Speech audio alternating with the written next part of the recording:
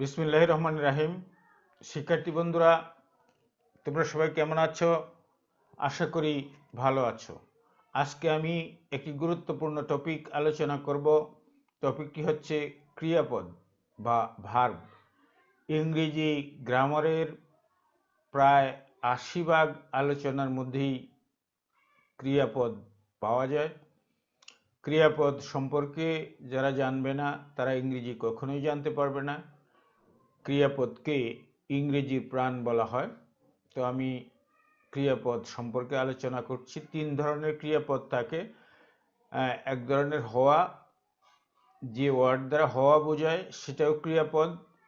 যে ওয়ার্ড দ্বারা থাকা বোঝায় সেটাও ক্রিয়াপদ। আবার যে ওয়ার্ড দ্বারা কোনো কাজ করা বোঝায় সেটাও ক্রিয়াপদ। তো আমরা সংক্ষেপে এখানে ক্রিয়াপদের যে সংজ্ঞাটা দিয়েছি এটাই সঠিক সংজ্ঞা। যে ওয়ার্ড দ্বারা হওয়া, থাকা বা করা বোঝায় তাকে ভার্ব বা ক্রিয়া বলে। যে ওয়ার্ড দ্বারা হওয়া, থাকা বা করা বোঝায় তাকে ক্রিয়া বলে। তো a verb is a word that expresses being, having or doing something. যেমন he is a student, Meera is a student, Meera একজন ছাত্রী। এখানে ইজ হচ্ছে হওয়া, মীরা হয় একজন ছাত্রী। বাংলাতে হওয়া ক্রিয়া উজ্জ থাকে, এই জন্য মীরা হয় কথাটা এখানে লেখা হয় নাই। মীরা হয় একজন ছাত্রী। বাংলাতে হওয়া ক্রিয়া উজ্জ থাকার কারণে মীরা হয় একজন ছাত্রী এই কথাটা না লিখে আমরা লিখেছি মীরা একজন ছাত্রী। এখানে হয় কথাটা আসতে পারে, কিন্তু বাংলাতে হওয়া ক্রিয়া উজ্জ থাকে, এই জন্য আমরা হয় কথাটা এখানে লিখি না, আমরা লিখি মীরা একজন ছাত্রী। তো এখানে ইজ হচ্ছে ভার্ব, বি ভার্ব। এরপর হচ্ছে Kamal has a pen. Has হচ্ছে থাকা, কোনো কিছু থাকা, কারো অধীনে কোনো কিছু থাকা, এরকম বোঝানোর জন্য হ্যাভ বা হ্যাজ ব্যবহার করা হয়, পাস্ট টেন্স হ্যাড ব্যবহার করা হয়। এটা এক ধরনের ক্রিয়া। কামাল হ্যাজ এ পেন, কামালের একটি কলম আছে। এখানে আছে ক্রিয়া উল্লেখ আছে, এই এখানে আছে ক্রিয়াটা আছে। এরপরে হচ্ছে করা ক্রিয়া। আই ইট রাইস, আমি ভাত খাই। এটা একটা কাজ করা, খাওয়া একটা ক্রিয়াপদ। এই আমরা বলেছিলাম যে ৩ ধরনের ক্রিয়াপদ: হওয়া, বি ভার্ব, থাকা, হ্যাভ ভার্ব, আর করা হচ্ছে ক্রিয়া। অসংখ্য ভার্ব আছে করা, সেটা আমরা দেখব আলোচনায়। ডান্সেস, নাচা, নাবিলা ডান্সেস, নাবিলা নাচে, এটাও একটা ক্রিয়াপদ। তারপরে Zia plays football, Zia football খেলে, এই প্লেস ক্রিয়াপদ। বেলি গোজ টু স্কুল রেগুলারলি, বেলি গোজ বেলি যায়, এটাও ক্রিয়াপদ। তো উপরে বাক্যগুলোতে মোটা অক্ষরে লিখিত ওয়ার্ডস বা শব্দগুলো যথাক্রমে হওয়া, থাকা, খাওয়া, নাচা, খেলা করা, যাওয়া, এসব কাজ করা বা হওয়া বোঝায়, তাই এগুলো ভার্ব বা ক্রিয়াপদ।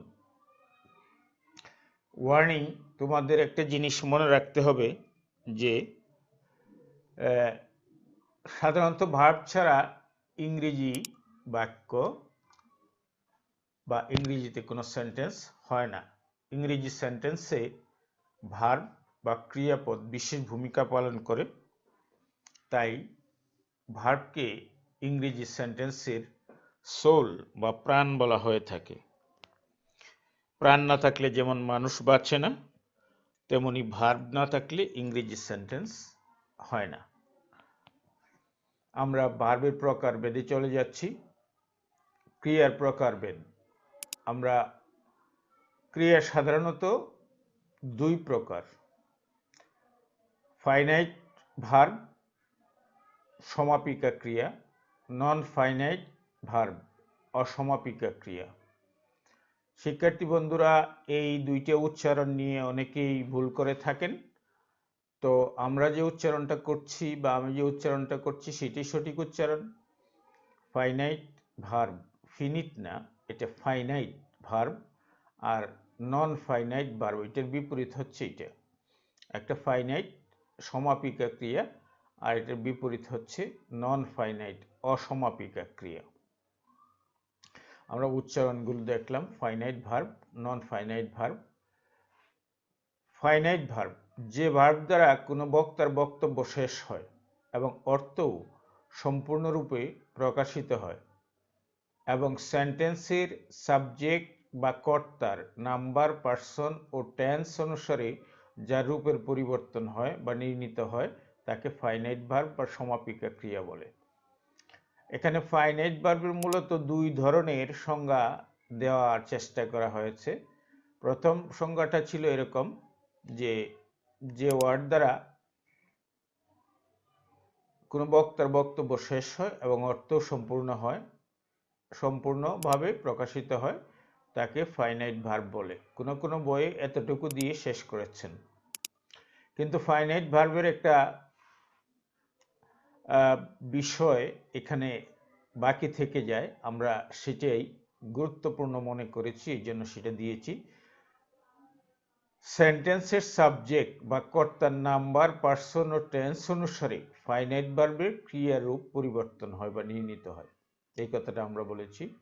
এবং সেন্টেন্সের সাবজেক্ট বা কর্তার নাম্বার, পার্সন ও টেন্স অনুসারে ক্রিয়ারূপ পরিবর্তন হয় বা নির্ণীত হয় তাকে ফাইনাইট ভার্ব বা সমাপিকা ক্রিয়া বলে। এই কথাটা যদি তোমরা না শেখো তাহলে ফাইনাইট ভার্ব চিনতে পারবে না।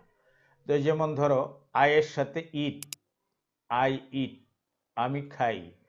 এখানে ইট ভার্বের সাথে আয়ের একটা সম্পর্ক আছে, এটা সাবজেক্ট, ফার্স্ট পারসন, সিঙ্গুলার, আয়ের সাথে ইট বসবে। কিন্তু মিনা যখন সাবজেক্ট হয়ে যাবে তখন এটা ইটের সাথে একটা এস বসে যাবে।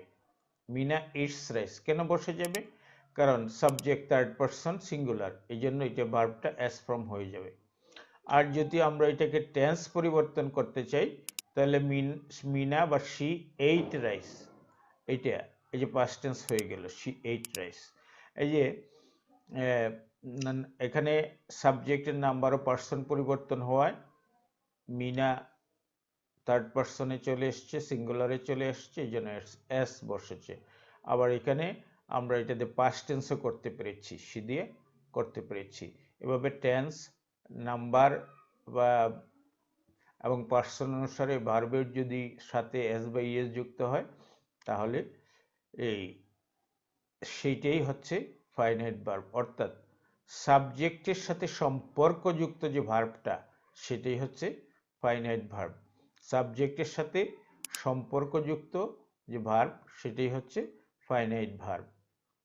যে ভার্বের সাবজেক্টের সাথে সরাসরি সম্পর্ক থাকে সেটা ফাইনাইট ভার্ব। তো শিক্ষার্থী বন্ধুরা, আমরা এগিয়ে যাচ্ছি আরো। তো দেখব উপরের সেন্টেন্সগুলোতে ইট, ইটস, এই ভার্বগুলোর কর্তার বক্তব্য শেষ করেছে এবং অর্থ সম্পূর্ণরূপে প্রকাশ করেছে।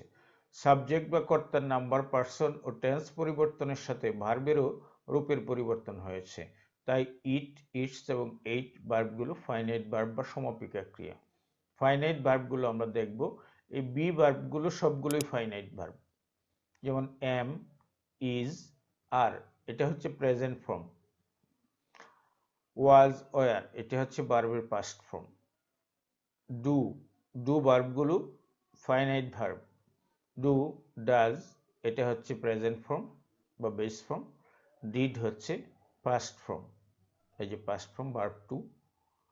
আর হ্যাভ, হ্যাজ, এই দুইটা হচ্ছে প্রেজেন্ট ফর্ম ভার্ব ওয়ান। আর হ্যাড হচ্ছে পাস্ট ফর্ম মানে ভার্ব টু। আচ্ছা, তো আমরা দেখলাম যে বাক্যে যদি কোনো বি ভার্ব থাকে তাহলে এটা ফাইনাইট ভার্ব হবে। বাক্যে যদি কোনো ডু ভার্ব থাকে তাহলে সেটা ফাইনাইট ভার্ব হবে। বাক্যে যদি হ্যাভ ভার্ব থাকে তাহলে সেটা ফাইনাইট ভার্ব হবে। আচ্ছা, নন ফাইনাইট ভার্ব কাকে বলে? যে সকল ভার্ব দ্বারা কোনো বক্তব্য শেষ হয় না এবং অর্থও সম্পূর্ণরূপে প্রকাশিত হয় না, এবং যে ভার্ব তার সাবজেক্টের নাম্বার, পার্সন ও টেন্স দ্বারা পরিবর্তিত বা নিয়ন্ত্রিত হয় না, তাকে নন ফাইনাইট ভার্ব বা অসমাপিকা ক্রিয়া বলে। অর্থাৎ যেটা ফাইনাইট নয় সেটাই নন ফাইনাইট। তো নন ফাইনাইট ভার্বগুলো সাবজেক্ট থেকে দূরে থাকে। নন ফাইনাইট ভার্বগুলো ফাইনাইট ভার্বের পরে থাকে। এই যে এখানে সি এর সাথে লাইকস, এটা হচ্ছে ফাইনাইট ভার্ব, আর টু ড্যান্স এটা হচ্ছে নন ফাইনাইট ভার্ব। এটা হচ্ছে আয়ের সাথে লাইক ফাইনাইট ভার্ব, আর ড্যান্সিং এটা হচ্ছে নন ফাইনাইট ভার্ব। এটা ড্যান্স, ড্যান্স থেকে ড্যান্সিং হয়েছে, এটাও একটা ভার্ব। এটা এখানে নন ফাইনাইট ভার্ব হিসেবে কাজ করেছে। এরপরে আই সো হিম ড্যান্সিং, এটাও একটা ক্রিয়াপদ, আইএনজি যুক্ত হয়েছে, এটাও নন ফাইনাইট ভার্ব হিসেবে ব্যবহৃত হয়েছে। ওপরের বাক্যগুলোতে টু ড্যান্স এটা ইনফিনিটিভ, ড্যান্সিং প্রথমটা এটা জেরান্ড, এবং ড্যান্সিং পরেরটা হচ্ছে পার্টিসিপল, প্রেজেন্ট পার্টিসিপল। ভার্ব তিনটির কোনোটাই সাবজেক্ট বা কর্তার নাম্বার ও পার্সন অনুসারে রূপের পরিবর্তন হয় না। এদের দ্বারা কোনো বক্তব্য শেষ হয় না এবং অর্থও সম্পূর্ণভাবে প্রকাশিত হয় না। তাই টু ড্যান্স, ড্যান্সিং এবং ড্যান্সিং পার্টিসিপল, ড্যান্সিং জেরান্ড এগুলো হচ্ছে নন ফাইনাইট ভার্ব। অর্থাৎ নন ফাইনাইট ভার্বের তিনটে ফর্ম আছে। ইনফিনিটিভ অর্থাৎ টু সহ ভার্ব, টু সহ ভার্ব, এটাকে আমরা ইনফিনিটিভ বলি। টু সহ ভার্বের বেস ফর্ম বা প্রেজেন্ট ফর্ম, এটাকে আমরা ইনফিনিটিভ বলি। আর টু ছাড়াও 6টা ভার্ব আছে বেয়ার ইনফিনিটিভ, এগুলো আমরা বলে দিই। একটা হচ্ছে হেল্প, একটা হচ্ছে হিয়ার, একটা হচ্ছে মেক, একটা হচ্ছে লেট, একটা হচ্ছে ওয়াচ দেখা, আর একটা হচ্ছে সি দেখা। এই ভার্বগুলো বেয়ার ইনফিনিটিভ হিসেবে ব্যবহৃত হয়। অর্থাৎ টু ছাড়া ইনফিনিটিভ হিসেবে বেস ফর্ম হিসেবে ব্যবহৃত হয়, আর অন্যান্য ভার্বগুলো টু সহ ভার্বের বেস ফর্ম নিয়ে ইনফিনিটিভ হয়। তো আমি এখানে লিখে দিলে বোধহয় একটু সুবিধা হবে। Bare infinitive, bare infinitive, bare infinitive, bare infinitive. Bare infinitive হচ্ছে টু বিহীন ভার্বের বেস ফর্ম।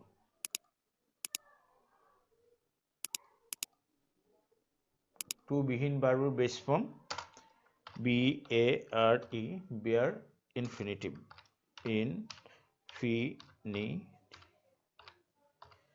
বেয়ার ইনফিনিটিভ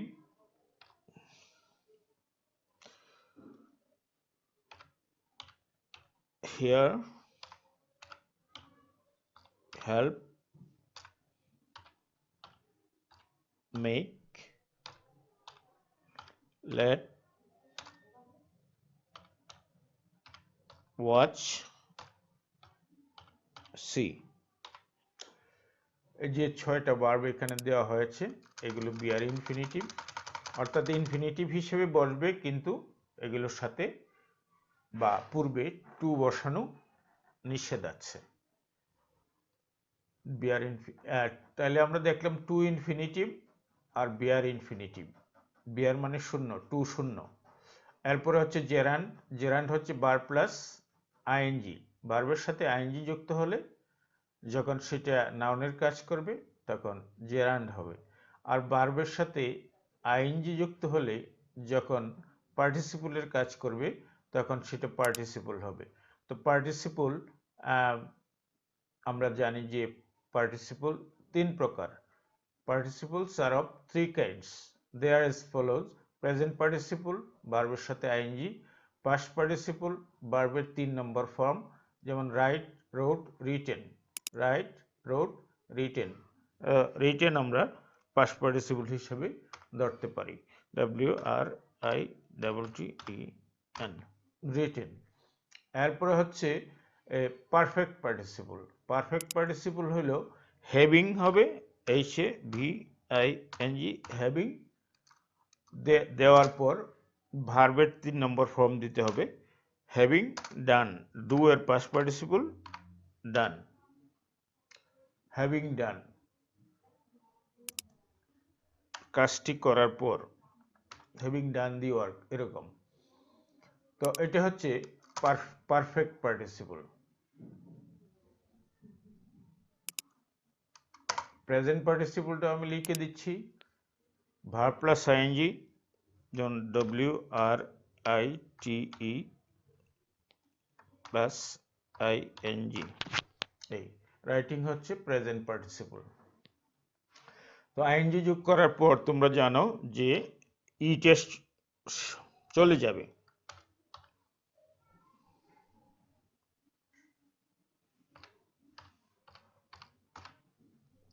হ্যাঁ, এই যে এখানে ই আছে, ইটাকে বাদ দিতে হবে আইএনজি করার সময়।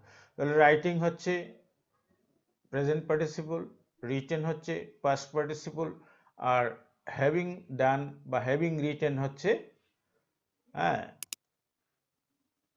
Perfect participle. আমরা এখানে রিটেনও ব্যবহার করতে পারি। আচ্ছা, তো এখানে আমরা 3 ধরনের পার্টিসিপল দেখলাম।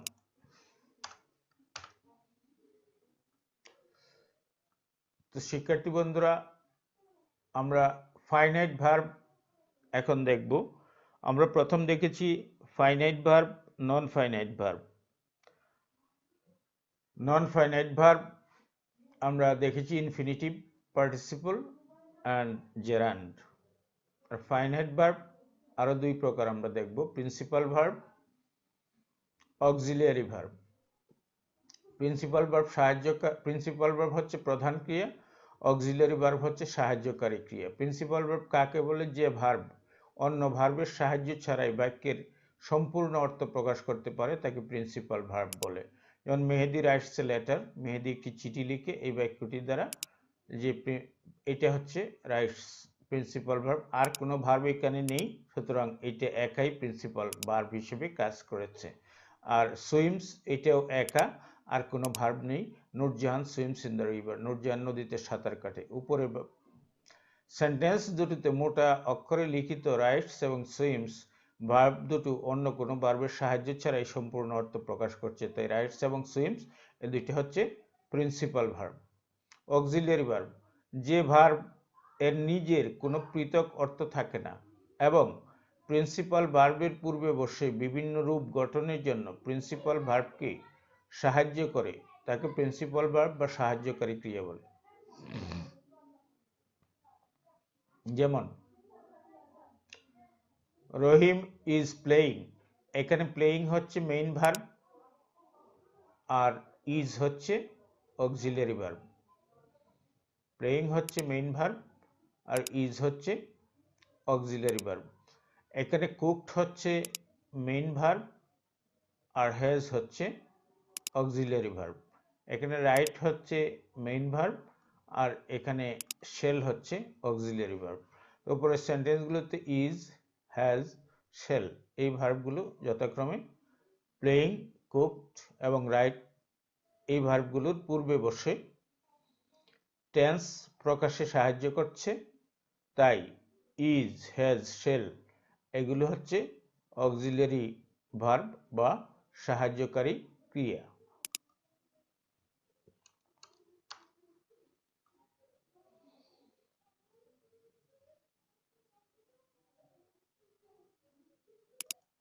শিক্ষার্থী বন্ধুরা, অক্সিলিয়ারি ভার্ব 3 প্রকার, primary auxiliary verb, modal auxiliary verb, periphrastic modal auxiliary verb. Primary auxiliary verb, যে ভার্ব অবস্থানুযায়ী অক্সিলিয়ারি ভার্ব এবং অবস্থান অনুযায়ী প্রিন্সিপাল ভার্ব হিসেবে ব্যবহৃত হয়, তাই প্রাইমারি অক্সিলিয়ারি ভার্ব। যে ভার্ব বাক্যে একা বসলে প্রিন্সিপাল ভার্ব, এবং অন্য ভার্বের আগে বসলে অক্সিলারি ভার্ব হিসেবে কাজ করে, সেটাই প্রাইমারি অক্সিলারি ভার্ব। এদের সংখ্যা তিনটি: verb to be, verb to do, verb to have. Be ভার্বের 8টি রূপ আছে: am, is, are, was, were, be, been, being. Do ভার্বের 3টি রূপ আছে: ডু, ডাজ, ডিড। হ্যাভ ভার্বের 3টি রূপ আছে: have, has, had. Modal auxiliary verb: যে সকল ভার্বের base form of main verb বসে, টু বসে না এবং আইএনজি, ইডি, এস বা ইএস যুক্ত হয় না, তাকে মডেল অক্সিলারি বলে। মডেল অক্সিলারি ভার্ব 13টি: can, could, may, might, shall, should, will, would, must, need, dare, had better, would rather. এগুলো হচ্ছে মডেল অক্সিলারি ভার্ব। এগুলো একা বসতে পারে না, এগুলো কখনো একা বসতে পারে না। এগুলো মেইন ভার্বের পূর্বে বসে মেইন ভার্বকে সাহায্য করে। সেমি মডেলস: ইংরেজিতে কিছু ভার্ব আছে যেগুলো মডেল এবং মেইন ভার্ব উভয় রূপে বাক্যে ব্যবহৃত হতে পারে, এদেরকে সেমি মডেল বলা হয় বা অর্ধেক modal. Need, dare, use to, get, এগুলো হচ্ছে সেমি মডেল। ডেয়ার, নিড এর পর নট এবং ভার্বের বেস ফর্ম বসলে অথবা ইন্টারোগেটিভ সেন্টেন্সে এদের পরবর্তী ভার্বের বেস ফর্ম বসলে এগুলো তখন মডেল ভার্ব, অন্যথায় এগুলো principal verb. I need a laptop, principal verb. I need not go there, যে এখানে নিড নট অক্সিলারি ভার্ব, অর্থাৎ সেমি মডেল হিসেবে সেখানে ব্যবহার হয়েছে, আগে প্রিন্সিপাল ভার্ব হিসেবে ব্যবহার হয়েছে। তো how dare you touch me, এখানে ডিয়ার অক্সিলারি ভার্ব হিসেবে সেমি মডেল হিসেবে ব্যবহৃত হয়েছে। He dare not touch me, এখানে এটাও মডেল ভার্ব হিসেবে ব্যবহার হয়েছে।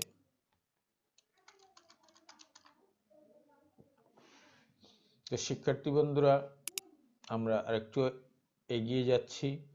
পেরিফ্রেস্টিক মডেল অক্সিলারি ভার্ব, এটা সম্ভবত এই শব্দটা তোমাদের কাছে নতুন মনে হতে পারে। পেরিফ্রেস্টিক মডেল অক্সিলারি ভার্ব, যে অক্সিলারি ভার্বগুলোর সাথে সর্বদাই টু বসে তাদেরকে পেরিফ্রেস্টিক মডেল অক্সিলারি বলে। এদের সংখ্যা 6টি, যেমন to be, to be, to be এর সাথে বি পরে টু বসবে, বি এর পরে টু বসবে। যেমন হি, এখানে আমরা এই টু যখন বি এর পরে বসবে তখন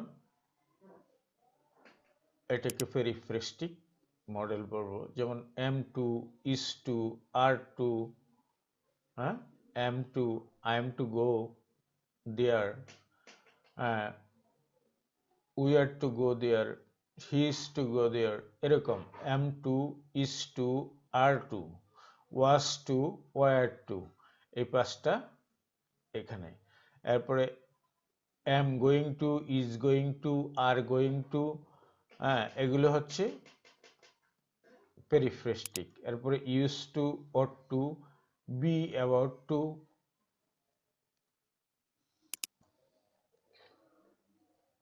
B about two,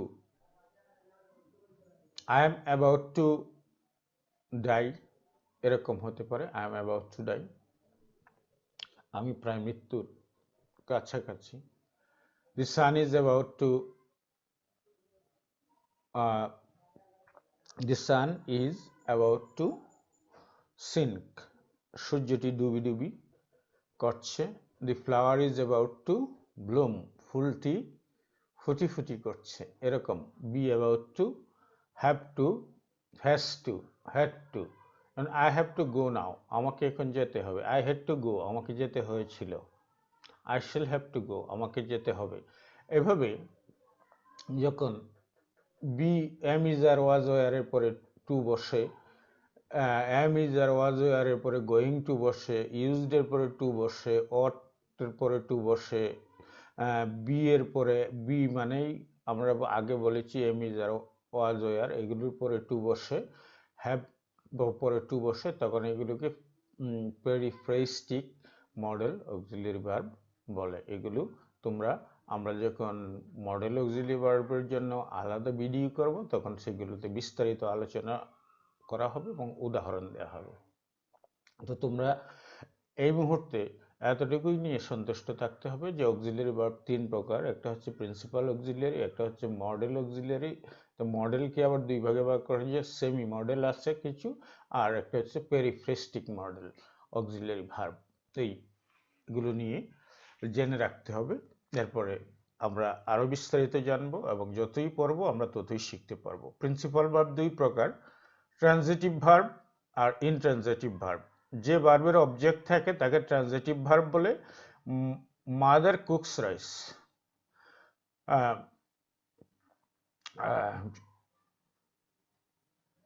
Baishakhi drinks water, বৈশাখী পানি পান করে। বানানটা আমরা ঠিক করে দিচ্ছি।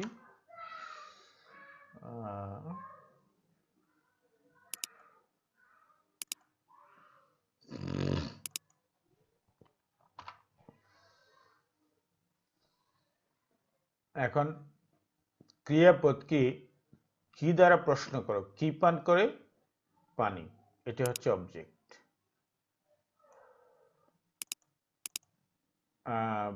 কি রান্না করেন? রাইস, এটা হচ্ছে অবজেক্ট। উপরের সেন্টেন্স দুটিতে কুকস ও ড্রিঙ্কস ট্রানজিটিভ ভার্ব এবং রাইস এবং ওয়াটার যথাক্রমে তাদের অবজেক্ট বা কর্ম। ইনট্রানজিটিভ ভার্ব, যে ভার্বের কর্ম থাকে না তাকে ইনট্রানজিটিভ ভার্ব বলে। যেমন মুন্নি স্লিপস, মুন্নি ঘুমায়। নাবিলা লাভস, নাবিলা হাসে। ব্যাখ্যা, এখানে স্লিপস ও লাভ দুটি ভার্বের কোনো অবজেক্ট বা কর্ম নেই, তাই স্লিপ ও লাভ এখানে ইনট্রানজিটিভ ভার্ব। এখন অবজেক্ট আমরা কিভাবে বের করব? ক্রিয়াপদকে কি এবং কাকে দ্বারা প্রশ্ন করলে, ক্রিয়াপদকে ভার্বকে কি এবং কাকে দ্বারা প্রশ্ন করলে যে উত্তর পাওয়া যায় তাই অবজেক্ট। যেমন the sun gives us light, gives দেয়, আমাদিগকে দেয়। সূর্য আমাদিগকে দেয়। এখন প্রশ্ন হলো যে কি দেয়? কি? লাইট দেয়, লাইট, এটা হচ্ছে বস্তুবাচক অবজেক্ট। আর কাকে দেয়? আমাদিগকে, এটা হচ্ছে ব্যক্তিবাচক অবজেক্ট। আমরা এটাকে বলছি ব্যক্তিবাচক অবজেক্ট। আমাদিগকে, আমরা হচ্ছে ব্যক্তি, আর এখানেও ব্যক্তিবাচক অবজেক্ট আরেকটা আছে, হ্যাঁ, এটা হচ্ছে ব্যক্তিবাচক অবজেক্ট। আর milk, the cow gives us milk, গরু আমাদেরকে দুধ দেয়, এখানে মিল্ক হচ্ছে বস্তুবাচক অবজেক্ট। অবজেক্ট দুই প্রকার, ব্যক্তিবাচক আর বস্তুবাচক। সাধারণত অবজেক্টের বসার যে রীতিটা সেটা হলো বস্তুবাচক পরে বসবে, ব্যক্তিবাচক আগে বসবে। যেমন ব্যক্তিবাচক আজ আমরা আগে বসিয়েছি, আর লাইট বস্তুবাচক, এটা আমরা পরে বসিয়েছি। এখানে ব্যক্তিবাচক আগে বসিয়েছি লাইট, আমরা মিল্ক এটা বস্তুবাচক, এটা আমরা পরে বসিয়েছি। উপরের সেন্টেন্সগুলোতে মোটা অক্ষরে লিখিত অবজেক্ট শব্দগুলো অবজেক্ট বা কর্ম। কি প্রশ্নের উত্তরে যা পাওয়া যায় তা বস্তুবাচক বা ডাইরেক্ট অবজেক্ট, এবং কাকে প্রশ্নের উত্তরে যা পাওয়া যায় তা ব্যক্তিবাচক বা ইনডাইরেক্ট অবজেক্ট। ট্রানজিটিভ ভার্বের কিছু রূপ। ট্রানজিটিভ ভার্ব বিভিন্ন প্রকার হতে পারে। প্রধান কয়েকটি ট্রানজিটিভ ভার্ব নিচে দেওয়া হলো। কগনেট ভার্ব, সমধাতুজ ক্রিয়া, সমধাতুজ ক্রিয়া। সাধারণত ইনট্রানজিটিভ ভার্ব এর অবজেক্ট থাকে না, কিন্তু কতগুলো ইনট্রানজিটিভ ভার্ব এর কোনো সময় সহজাত বা একই অর্থবোধক অবজেক্ট থাকে এবং ট্রানজিটিভ ভার্ব রূপে ব্যবহৃত হয়, এরূপ ভার্বকে কগনেট ভার্ব বলে। আর কগনেট ভার্বের যে সমজাতীয় নাউনটিকে অবজেক্ট রূপে গ্রহণ করে তাকে কগনেট অবজেক্ট বলে। দেখো এখানে আই রেন, আমি দৌড়েছিলাম। কি দৌড়েছিলাম? রেস। এই রেসটা নাউন থেকেই এসেছে, রান, রেস, এটা সমজাতীয়। ডাইড, হি ডাইড, সে মরল। কি মরল? হিরোইক ডেথ, বীরোচিত মৃত্যু। বীরের মতো যুদ্ধ করে মারা গেলে সেটাকে বীরোচিত মৃত্যু বলা হয়। আমাদের মুক্তিযোদ্ধারা যারা শহীদ হয়েছিলেন তারা বীরের মতো যুদ্ধ করে মারা গিয়েছিলেন। এই যে ডাই এবং ডেথ সমজাতীয়। Dream, dreamed, he dreamed a sweet dream. এই যে ড্রিম এবং ড্রিমড ভার্ব পাস্ট টেন্স, আর এই যে ড্রিম এখানে এটা থেকে নাউন করা হয়েছে ড্রিম, এটা কগনেট অবজেক্ট। স্লেপ্ট থেকে স্লিপ, এখানে sleep past tense, slept a sound sleep, সে গভীর ঘুমিয়েছিল। সি স্যাং এ সং, এই সিং থেকে সং হয়েছে। উপরের সেন্টেন্সগুলোতে run, die, dream, Singh, slip, Singh ভার্বগুলো মূলত ইন্ট্রানজিটিভ।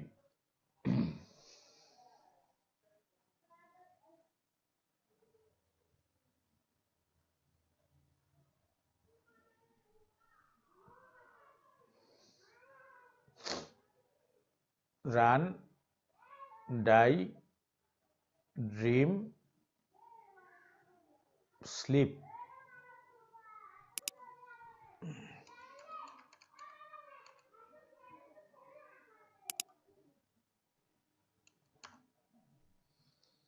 ও সিং।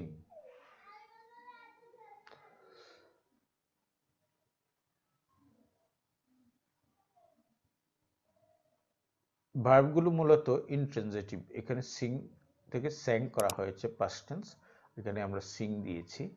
তো মূলত ইন্ট্রানজিটিভ, কিন্তু ভার্বগুলো এদের সমজাতীয় নাউন যেমন race, হেরোইক death, sweet dream, sound sleep এবং সংকে অবজেক্ট হিসেবে গ্রহণ করে ট্রানজিটিভ ভার্ব রূপে ব্যবহৃত হয়েছে। সুতরাং এগুলো কগনেট ভার্ব।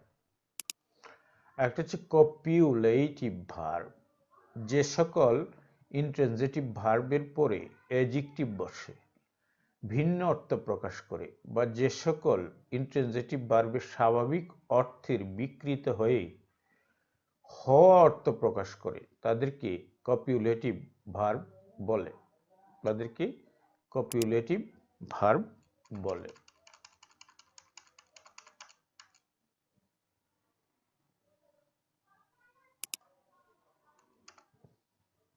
যেমন গো অর্থ যাওয়া, কিন্তু গো মেন্ট পাগল হওয়া। এখানে গো হচ্ছে হওয়া অর্থে ব্যবহার করা হচ্ছে, কিন্তু যাওয়া অর্থে গো ব্যবহার করি আমরা। এখানে যাওয়া অর্থে ব্যবহার না করে আমরা হওয়া অর্থে গোকে ব্যবহার করেছি। যেমন এক অবস্থা থেকে আরেক অবস্থায় রূপান্তরিত হওয়া, গো। যেমন দি ডগ ওয়েন্ট ম্যাড, কুকুরটি ভালো ছিল কিন্তু পাগল হয়ে গেল। অর্থাৎ ভালো অবস্থা থেকে পাগল অবস্থায় সে রূপান্তরিত হলো। তাহলে গো এর past tense went, past tense হয়ে গেল এটা গো, হওয়া পাস্ট টেন্স হলো। দি ডগ ওয়েন্ট ম্যাড বা দি ম্যান ওয়েন্ট ম্যাড, লোকটি পাগল হয়ে গেল, এরকম হতে পারে। কাম অর্থ আশা, কিন্তু কাম ট্রু হলো সত্য হওয়া। কাম হলো এখানে হওয়া, মানে মিথ্যা থেকে সত্য হওয়া। হিজ ড্রিমস কেম ট্রু, তার স্বপ্নগুলো সত্য হয়ে গেল। আমরা কম্পিউটারে প্রায়ই দেখা দিই সামথিং ওয়েন্ট রং, এভাবে লেখা আসে সামথিং ওয়েন্ট রং। সামথিং ওয়েন্ট রং তার মানে কি? কিছু ভুল হয়েছে। হ্যাঁ, সামথিং ওয়েন্ট রং কিছু ভুল হয়েছে। এখানে ওয়েন্ট মানে গো থেকে ওয়েন্ট পাস্ট টেন্স, তাহলে সামথিং ওয়েন্ট রং, কিছু ভুল হলো বা হয়েছে। তো শিক্ষার্থী বন্ধুরা, আমরা যাব এখন রিফ্লেক্সিভ ভার্ব। রিফ্লেক্সিভ ভার্ব আত্মবাচক সর্বনাম। যে সকল ভার্বের সাবজেক্ট ও অবজেক্ট একই ব্যক্তি বা বস্তু হয়ে থাকে সেগুলোকে রিফ্লেক্সিভ ভার্ব বলে। যেমন হি কিল্ড হিমসেলফ, সে নিজেকে হত্যা করলো। সে ফ্যান্স হারসেলফ, সে নিজেকেই বাতাস করে। দে ফট দেমসেলফ, তারা নিজেরাই যুদ্ধ করলো। I availed myself of the opportunity, তো আমি নিজেই সুযোগটা গ্রহণ করেছিলাম। এখানে কিল, ফ্যান, ফট, অ্যাভেল ভার্বগুলোর সাবজেক্ট ও অবজেক্ট একই ধরনের ব্যক্তিকে বোঝাচ্ছে, সুতরাং এগুলো রিফ্লেক্সিভ ভার্ব। অর্থাৎ ভার্বের পরে যদি সেলফ অথবা সেলফস যুক্ত প্রোনাউন থাকে তাহলে তোমরা ধরে নিবে যে এটা রিফ্লেক্সিভ ভার্ব।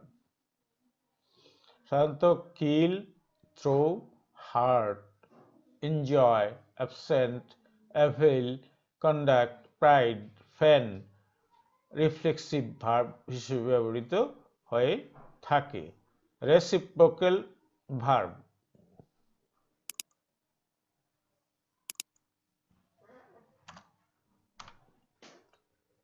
রেসিপ্রোক্যাল ভার্ব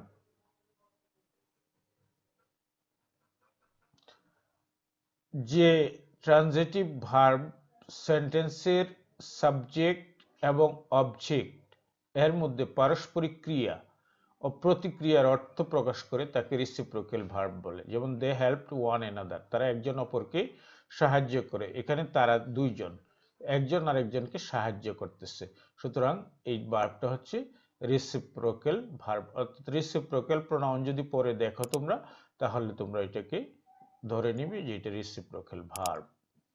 তো হেট, লাভ, কোয়ারেল, স্ট্রাইক, ফাইট ইত্যাদি রেসিপ্রোক্যাল ভার্ব। আর এটা হচ্ছে ফ্যাক্টিটিভ ভার্ব, সম্পূরক ক্রিয়া। ফ্যাক্টিটিভ ভার্বের আরেক নাম ট্রানজিটিভ ভার্ব অফ ইনকমপ্লিট প্রেডিকেশন। যখন ট্রানজিটিভ ভার্বের একটি অবজেক্ট থাকা সত্ত্বেও অতিরিক্ত ওয়ার্ড ছাড়া অর্থ সম্পূর্ণ করতে পারে না, তখন তাকে ফ্যাক্টিটিভ ভার্ব বলে, আর অতিরিক্ত ওয়ার্ডটিকে ফ্যাক্টিটিভ অবজেক্ট বলে। যেমন উই ইলেক্টেড হিম, আমরা নির্বাচিত করলাম তাকে। কি নির্বাচিত করলাম? লিডার। তো এখন হি এবং লিডার কিন্তু একই ব্যক্তি, এটা হচ্ছে ফ্যাক্টিটিভ অবজেক্ট। এটা আমরা বলেছি যে এই পর্যন্ত আমরা উই ইলেক্টেড হিম, আমরা তাকে ইলেক্ট করেছি, নির্বাচিত করেছি। তো কি নির্বাচিত করেছি সেটা নাই, অর্থটা প্রকাশ করতে পারছে না আরেকটা শব্দ ছাড়া। এই জন্য আমরা এখানে একটা নতুন শব্দ বসিয়ে দিয়েছি, leader. We elected him leader, বা উই ইলেক্টেড হিম চেয়ারম্যান, এরকম। আমরা তাকে চেয়ারম্যান বানিয়েছি, আমরা তাকে লিডার বানিয়েছি। তো চেয়ারম্যান বা লিডার শব্দটা ছাড়া এখানে সে অর্থটা প্রকাশ করতে পারছে না, এই জন্য এই ভার্বটার নাম ফ্যাক্টিটিভ ভার্ব। এখন একটা জিনিস আমাদের দেখতে হবে, হি এবং লিডার কিন্তু একই ব্যক্তি, কিন্তু এখানে যদি আলাদা ব্যক্তি থাকতো বা আলাদা বস্তু থাকতো তাহলে এটা ট্রানজিটিভ ভার্বের ডাবল অবজেক্টে রূপান্তরিত হয়ে যেত, তখন ভার্বটা হয়তো transitive verb with double object. কিন্তু এখানে দুইটা অবজেক্ট নাই, একটি অবজেক্ট আছে, এই মানুষ একটাই, হিম, এবং লিডার বা চেয়ারম্যান একই ব্যক্তি। উই অ্যাপয়েন্টেড হিম সেক্রেটারি, এখানে হিম এবং সেক্রেটারি একই ব্যক্তি, যিনি সেক্রেটারি তিনি হিম। হিম এবং সেক্রেটারি একই ব্যক্তি। হিম পর্যন্ত গ্রহণ করে এই অ্যাপয়েন্ট ভার্বটা তার অর্থ সম্পূর্ণ করতে পারছে না, আমরা তাকে নিযুক্ত করলাম। কি নিযুক্ত করলাম? সেক্রেটারি। এই সেক্রেটারি হইল হিমের একটা পদ, একই ব্যক্তি, এই জন্য এটা হচ্ছে ফ্যাক্টিটিভ অবজেক্ট। এখানে দে ইলেক্টেড হিম ক্যাপ্টেন, তারা তাকে ক্যাপ্টেন নিযুক্ত করলো। তারা কি নিযুক্ত করলো? তাকে ক্যাপ্টেন। এই ক্যাপ্টেন শব্দটা ফ্যাক্টিটিভ অবজেক্ট, এটা প্রকৃতপক্ষে অবজেক্ট নয়। হি এটার একটা বাড়তি অংশ নিয়ে অর্থটা প্রকাশ করছে, তাই এটা ইনকমপ্লিট প্রেডিকেশনের মধ্যে ছিল। তো আমরা এখানে ক্যাপ্টেন বসিয়ে কমপ্লিট প্রেডিকেশন করেছি, অর্থাৎ দে ইলেক্টেড হিম ক্যাপ্টেন। তো এখানে লিডার এবং হিম একই ব্যক্তি, সেক্রেটারি এবং হিম অভিন্ন, ক্যাপ্টেন এবং হিম অভিন্ন। সাধারণত name, think, call, appoint, make, select, elect, nominate প্রভৃতি ফ্যাক্টিটিভ ভার্ব হিসেবে ব্যবহৃত হয়। প্রেপোজিশনাল ভার্ব বা গ্রুপ ভার্ব ইনট্রানজিটিভ ভার্বের পূর্বে বা পরে প্রেপোজিশন যুক্ত হয়ে ট্রানজিটিভ হলে তাকে প্রেপোজিশনাল ভার্ব বা গ্রুপ ভার্ব বলা হয়, গ্রুপ ভার্ব। এসব ক্ষেত্রে ভার্বের অর্থ অনেক সময় পরিবর্তিত হয়ে থাকে, যেমন লাফাত্ম হাসা কিন্তু লাফেট, কাউকে দেখে বিদ্রুপ করা, কৌতুক করা, উপহাস করা, যেমন ধনীরা গরিবদেরকে দেখে উপহাস করে, দ্য রিচ লাফ এট দ্য পুয়ার, উপহাস করে। তো ডু নট লাফ এট দ্য পুয়ার, গরিবদেরকে উপহাস করো না। ডোন্ট হ্যাঙ্কার আফটার মানি, পিছু ছোটা, পিছু ধাওয়া করা। হ্যাঙ্কার আফটার হচ্ছে পিছু ধাওয়া করা, কোনো কিছুর পিছু ছোটা, টাকার পিছনে ছুটো না, কোনো কিছুর জন্য অত্যন্ত লালায়িত হওয়া, মানে টাকার জন্য অত্যন্ত লালায়িত হইও না। ডোন্ট হ্যাঙ্কার আফটার মানি, টাকার পিছনে ছুটো না। The girl takes after, take after এই দুইটি মিলে একটা সদৃশ হওয়া, চেহারায় মিল থাকা। The girl takes after her mother, মেয়েটার চেহারার সাথে মিল আছে। The private car overtook the bus, private কারটা বাসটাকে অতিক্রম করলো। এই যে এখানে টেকের আগে বসেছে প্রেপোজিশন ওভারটুক, এখানে টেকের পরে বসেছে প্রেপোজিশন, এখানেও পরে বসেছে, এখানে পরে বসেছে। এভাবে প্রেপোজিশন যুক্ত হয়ে যখন কোনো ভার্ব হয় তখন সেটাকে প্রেপোজিশনাল ভার্ব আর গ্রুপ ভার্ব বলে। তো শিক্ষার্থী বন্ধুরা, আমরা আরেকটা ভার্বে চলে যাচ্ছি, সেটা হচ্ছে কজেটিভ ভার্ব। তো আমরা এই প্রসঙ্গে একটা কথা বলে রাখি, একটা কমন ভার্ব নামে একটা কথা আছে। কমন ভার্ব যখন কর্তা নিজে কাজ করে তখন সেটাকে কমন ভার্ব বলা হয়, যেমন হি ডিড ইট, সে এটা করলো, এটা common verb. I ate rice, আমি ভাত খেয়েছিলাম, এটাও কমন ভার্ব। আমি এটা এখানে লেখিনি, তবু তোমাদেরকে বলে দিচ্ছি। যখন কর্তা নিজে কাজ করে তখন সেটা কমন ভার্ব, আর যখন কর্তা নিজে কাজ না করে অন্যকে দিয়ে করায় তখন সেটা কজেটিভ ভার্ব। যে ভার্বের মাধ্যমে সাবজেক্ট নিজে না করে অবজেক্টকে দিয়ে কোনো কাজ করিয়ে নেয়, সেটাই হচ্ছে কজেটিভ ভার্ব বা প্রযোজক ক্রিয়া। এখানে সাবজেক্ট কাজটা নিজে করবে না, অবজেক্টকে দিয়ে করিয়ে নেবে, সে নিজে থাকবে, সহযোগিতা করবে এবং আরেকজনের কাজটা করবে, সেটাই হচ্ছে প্রযোজক ক্রিয়া। তো অথবা সংজ্ঞাটা আরেকটু সরল করে দেওয়া, যে সকল ইন্ট্রানজিটিভ ভার্বের সাবজেক্ট নিজে সরাসরি কোনো কাজ সম্পাদন না করে অপরকে দিয়ে করায় তাদেরকে কজেটিভ ভার্ব বলে। যেমন the mother shows the moon to her baby, মা দেখাচ্ছেন, কি দেখাচ্ছেন? চাঁদ দেখাচ্ছেন। কাকে দেখাচ্ছেন? টু হার বেবি, তার শিশুকে। শিশুকে চাঁদ দেখাচ্ছেন, শিশুটা চাঁদটা দেখছে, মা তার শিশুটাকে চাঁদটা দেখাচ্ছেন। তার মানে মাদার এখানে এই শিশুটাকে দিয়ে এই চাঁদ দেখার কাজটা করিয়ে নিচ্ছে, সুতরাং এটা positive verb. We feed the cow, গরু আছে, গরু নিজে ঘাস খায়, হ্যাঁ, যখন নিজে খায় তখন ইট, আর যখন অন্যকে দিয়ে খাওয়ানো হয়, অন্যকে খাওয়ানো হয় তখন ফিড। আমরা যখন নিজে খাই তখন উই ইট, আর যখন গরুকে খাওয়াই, নিজে খাই না, অন্যকে খাওয়াচ্ছি, গরুকে খাওয়াচ্ছি, এ কাউকে দিয়ে কাজটা করিয়ে নিচ্ছি, তখন এটা হচ্ছে কজেটিভ ভার্ব। অপরের বাক্যগুলোতে শো এবং ফিড ভার্বগুলো কোনো কিছু করানো অর্থে ব্যবহৃত হয়েছে, সুতরাং এগুলো কজেটিভ ভার্ব। নিচে কজেটিভ ভার্বের একটি তালিকা দেওয়া হলো। Common verb eat, causative verb feed, learn, teach, lie, lay, see, show, sit, set, rise, raise, dive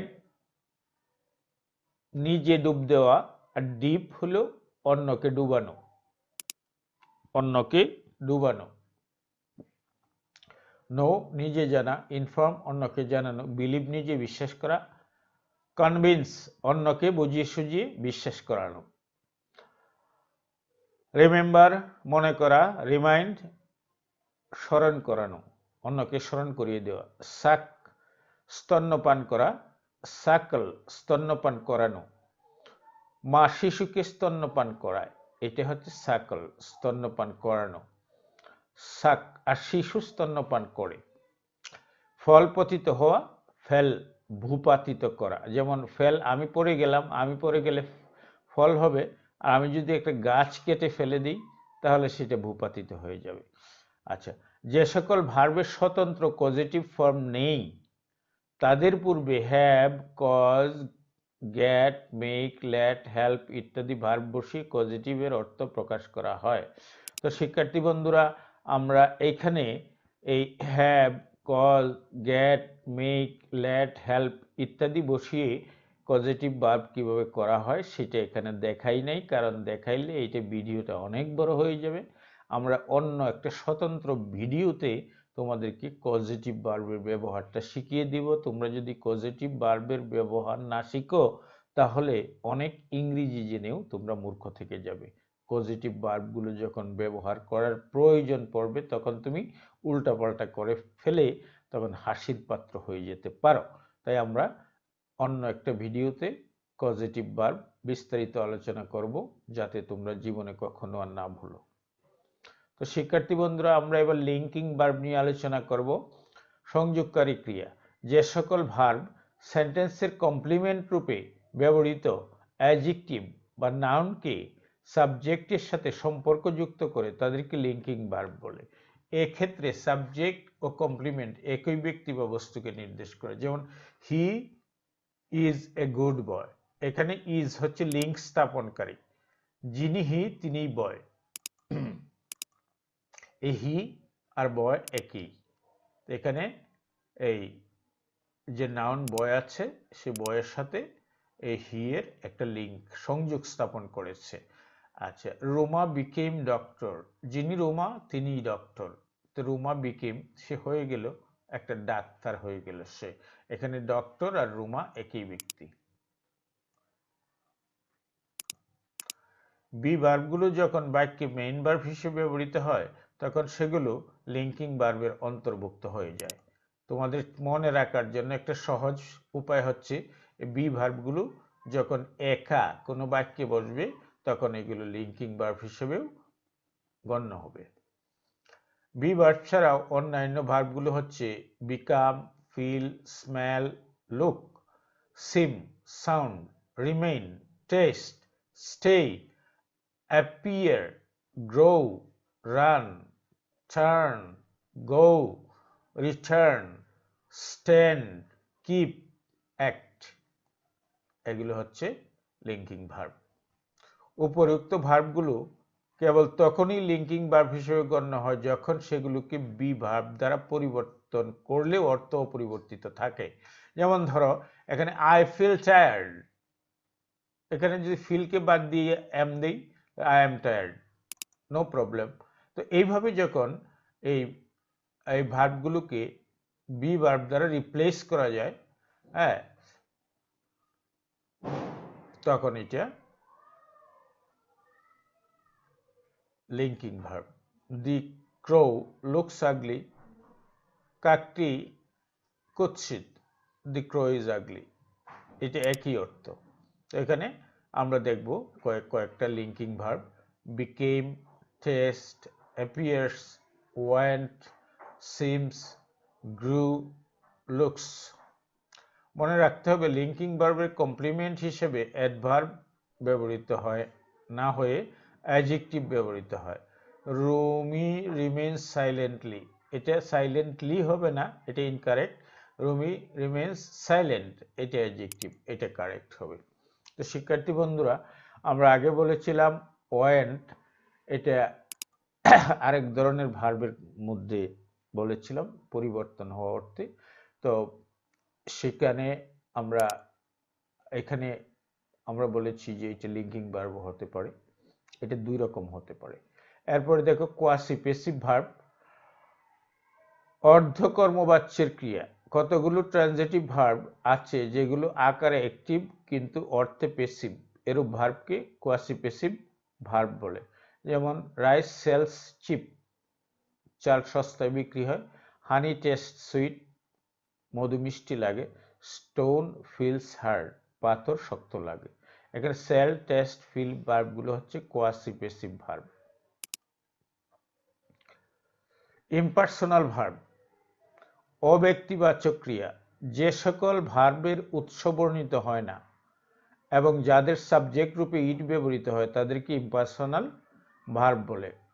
অথবা কিছু ভার্ব ক্রিয়া সম্পন্নকারী কর্তার উল্লেখ না করে অনির্দিষ্ট কর্তা হিসেবে প্রোনাউন ইটকে গ্রহণ করে, এরূপ ভার্বকে ইম্পার্সোনাল ভার্ব বলে।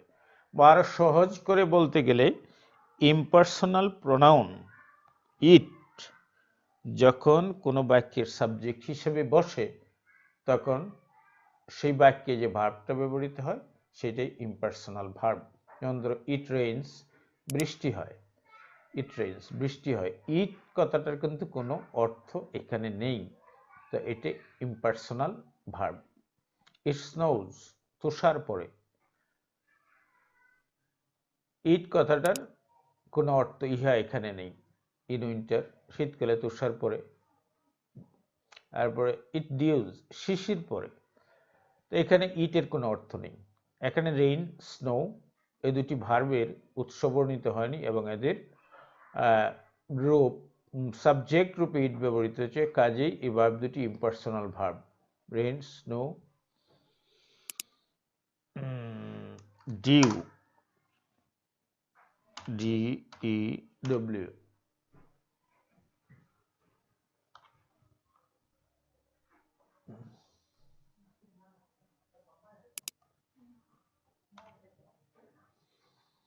এই দুটি ভার্ব, এইখানে তিনটি ভার্ব, দুইটি ভার্ব নেই, এখানে তিনটি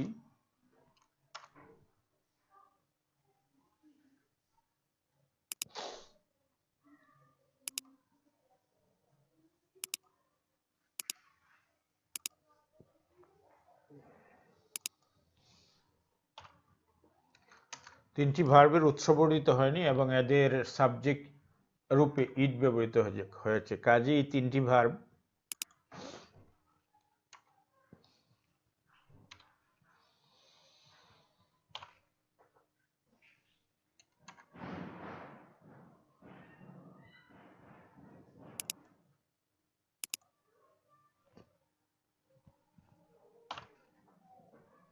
ইম্পার্সোনাল ভার্বের অন্তর্ভুক্ত হয়েছে।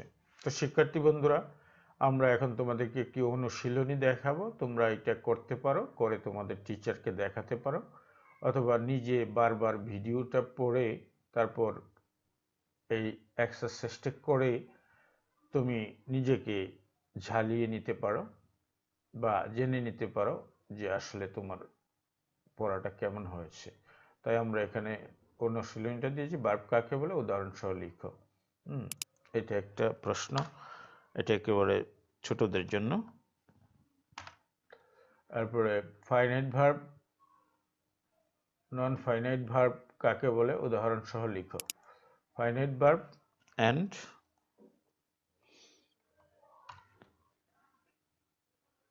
ফাইনাইট ভার্ব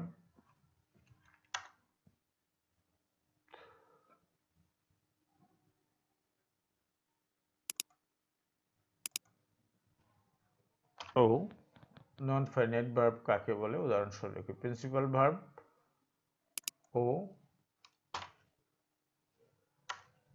অক্সিলারি ভার্ব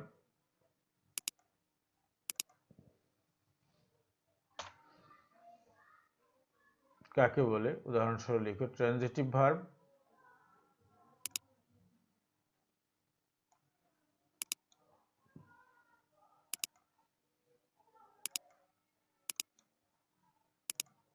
ও ইন্ট্রানজিটিভ ভার্ব কাকে বলে উদাহরণ সহ লিখো।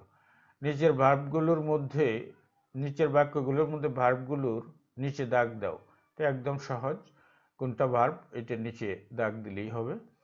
নিচের সেন্টেন্সগুলোতে কোনটি প্রিন্সিপাল ভার্ব এবং কোনটি অক্সিলারি ভার্ব তা বের করে নিচে দাগ দাও। এখানে প্রিন্সিপাল ভার্ব কোনটা, অক্সিলারি ভার্ব কোনটা, এটা নিচে দাগ দিলেই হবে। আর নিচের সেন্টেন্সগুলোতে কোনটি ট্রানজিটিভ ভার্ব এবং কোনটি ইনট্রানজিটিভ ভার্ব তা বের করে নিচে দাগ দাও। এখানে যেমন ধরো মহিম লাভড অচলা, মহিম অচলাকে ভালোবাসতো, এটা ট্রানজিটিভ ভার্ব, এটা অচলা হচ্ছে অবজেক্ট আর মহিম হচ্ছে সাবজেক্ট।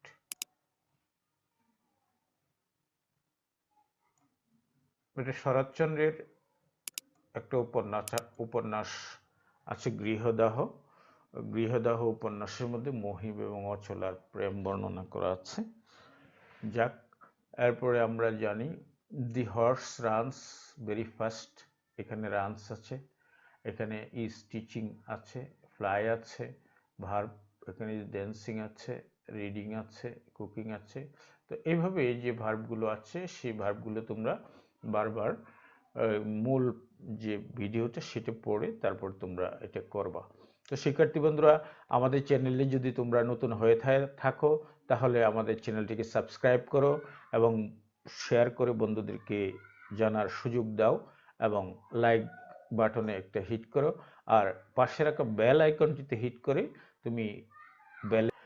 তোমরা যদি ইংরেজি শিখতে চাও তাহলে আমাদের যে চ্যানেলটি সেই চ্যানেলটিকে বেছে নিতে পারো। আমরা সকল প্রকার টপিক এখানে সহজ সরল ভাষায় আলোচনা করি। হয়তো আমাকে ভিডিও দিতে মাঝে মাঝে একটু দেরি হয়, তো আমরা মানুষের মধ্যেই ঝামেলা থাকতে পারে, এই জন্য ঝামেলার কারণে বা একটা ভিডিও তৈরি করতে অনেক সময়ের প্রয়োজন পড়ে, সেই কারণে আমাদের দেরি হতে পারে। ধন্যবাদ তোমাদের সবাইকে, যারা আমাদেরকে সাবস্ক্রাইব করেছে তাদেরকে আগে ধন্যবাদ জানাচ্ছি এবং যারা এখনো সাবস্ক্রাইব করেনি তারা প্লিজ প্লিজ আমাদের চ্যানেলটিকে সাবস্ক্রাইব করো, আমাদের পরিশ্রমকে মূল্যায়ন করো। ধন্যবাদ, ভালো থেকো, অন্যকে ভালো রেখো। আল্লাহ।